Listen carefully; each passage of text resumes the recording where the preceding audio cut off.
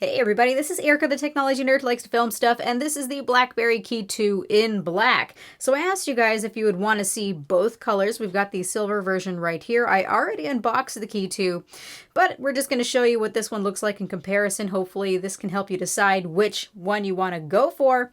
And then I have a little bit more impressions. I'm not ready to do the full review, as I take plenty of time to use a device. But I do have some thoughts nonetheless, so let's go ahead and get into this. You can see that this is the 64GB, 6GB RAM version, just in black. And this is actually the color that I think I'm going to like more than the silver one. So here we have the phone right here. Let's go ahead and lift it out. And we've got this really nice black color, this nice matte finish. And you can see that it matches all throughout now. Let's go ahead and pull these off. Take this off here as well.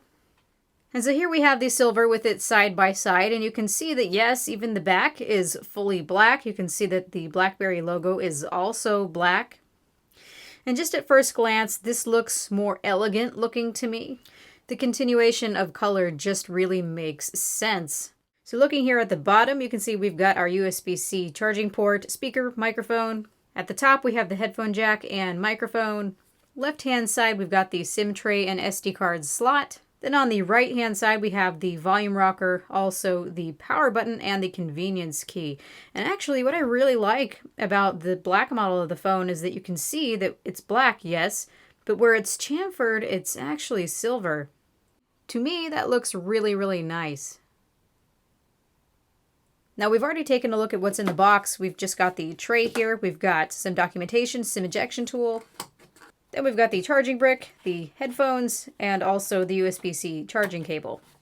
So totally, when looking at this, I would definitely go with the black one. This is kind of reminding me of the, what was it, the Samsung Blackjack, the Motorola Q days.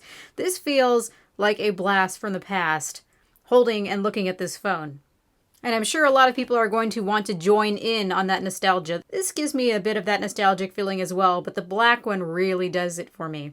What I do find charming about the silver one is you can see we've got the black face here, and then we've got the silver that frames it. That does look really nice.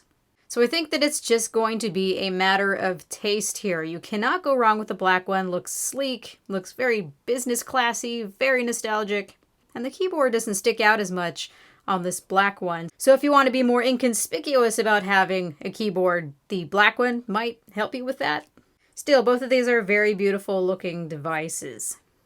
And when holding the black version next to the BlackBerry KEY1, there's just no competition in appearance here. This is beautiful. I love those matte keys especially.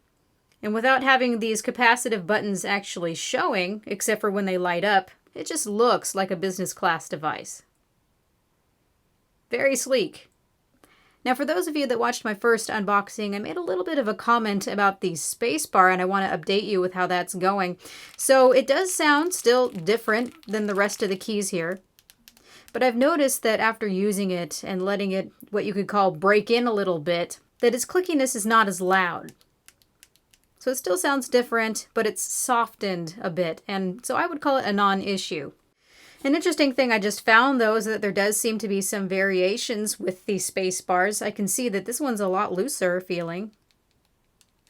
I can just tap it and it moves around a bit without actually even pressing it.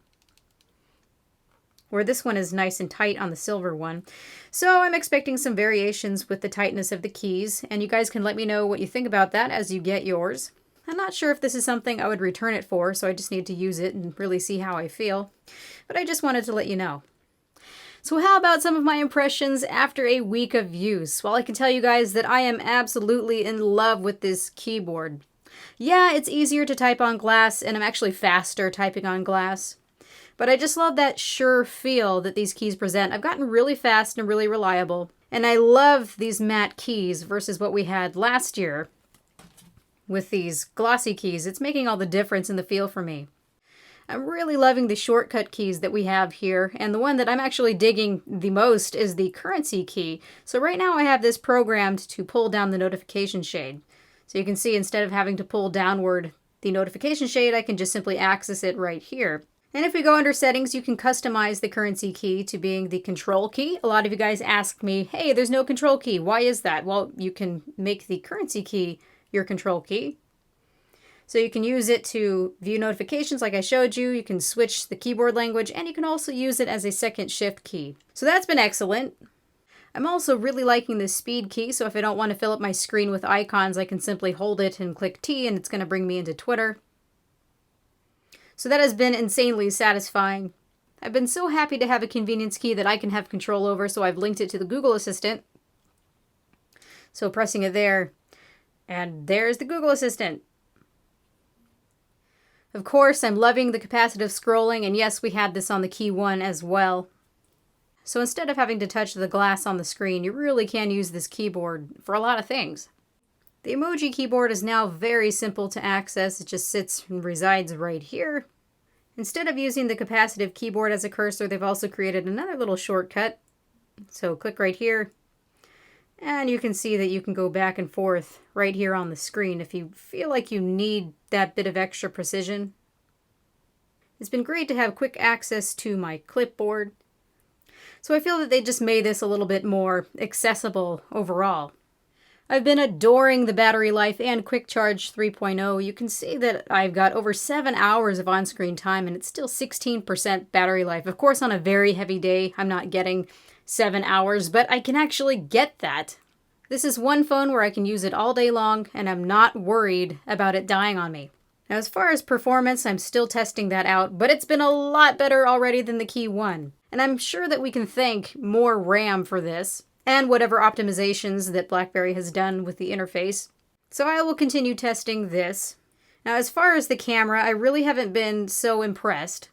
I can tell you that this truncated looking viewfinder really doesn't help you very much. You've got this big bar here and it kind of obstructs your framing. So a lot of the time I find myself framing for this little visible square here and then forgetting about this part where the controls are. And I screw up my framing, so you have to be careful with how you are framing things. There's no optical image stabilization, which I do find to be quite a fault. I've experienced several times where I get motion blur in my photos because of it. And I think the biggest bummer right now is this telephoto mode, as the results really are not very good. They look very watercolory, very smooth and devoid of detail. And yes, this is when I'm making sure to use the actual telephoto camera, because depending on the lighting, or depending how close it is to something, it's going to use just the main camera and crop. So I've made sure that it's using the telephoto camera, and still the results are really quite poor. So I'm hoping that they can make some improvements with updates with that. So for now, my last critique is that the display really is not very good. I think that it gets bright enough. I can see it fine enough in direct sunlight. But I'm sure you've noticed that it looks really quite greenish on camera here. And it actually does not look this bad in person. This is due to a combination of the white balance with this camera and also with my lights. But still, these displays are really quite cool in appearance. And for charging $100 more versus the BlackBerry Key 1, I would have expected they use a better display, or one that they calibrated better at least.